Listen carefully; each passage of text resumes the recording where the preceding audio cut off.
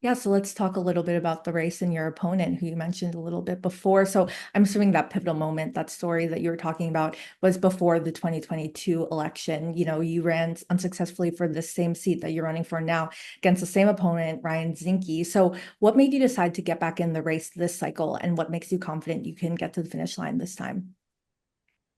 In 22, it was an open seat. Montana's the first state in the country to lose a seat and then get it back. And so we had an open seat after the 2020 census. And that was the race that I got into, as you noted. I was the closest race in the country in a Trump plus four or more district without any national money invested in my race.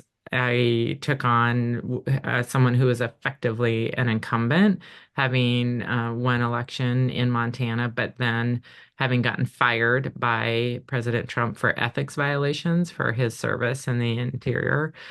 So when he was fired, kicked out of the Department of the Interior, we all thought, that was kind of the end. But then he decided to come back. Ryan Zinke came back and ran in 22, and I was taking on somebody who had a lot of name recognition.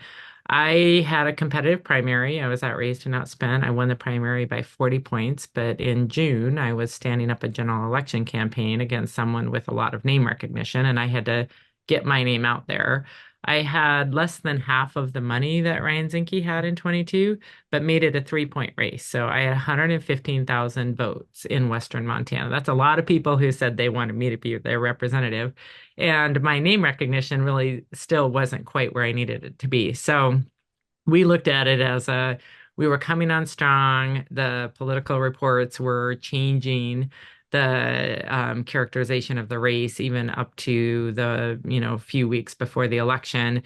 So we were really coming on strong and getting our message out there. And the more people who knew me, the closer the race got. So we just ran out of time.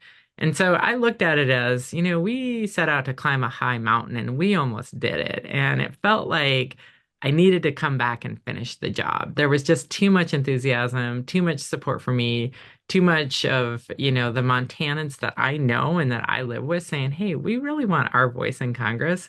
Will you run again?" And people were asking me that.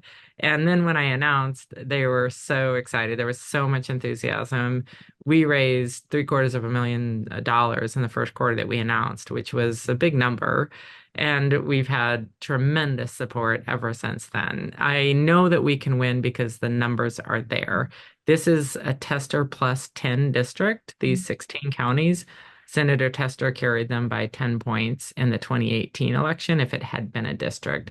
So the votes are there. I have to develop my brand, get my name out, and invest, and I'm doing that. So putting the miles on the road, I've been traveling this district in my minivan and put 30,000 miles on my minivan over the course of the last um, 8 months. I actually literally drove it into the ground. The transmission went out and I had to get a new one. So all of that was a part of the race. And I know that we can win it, and Montanans are with me, and I'm hearing that now. So our polls are good, our numbers are good, and we're doing strong. So we've set fundraising records, which that's the metric, unfortunately, that people measure candidate strength by. We set fundraising records in this race over the last 6 quarters that we've been raising money, and raised well over $1 million last quarter. So, and our cash on hand is good. We're going into the,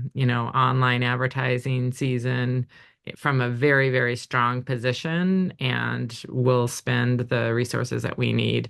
This is also on the red to blue list. So we're one of the top pickup seats in the country. We were identified as in the first tranche of red to blue candidates. And so we've got a lot of support nationally for this race.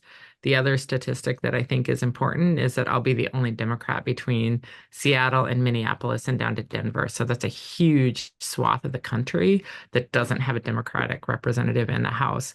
And look, we're watching right now what the House has absolutely failed to do. They've completely fallen down on the job. They didn't pass a budget bill last year until 6 months after the budget. I mean, they're just doing these band-aids. They can't effectively govern. This is a Republican majority.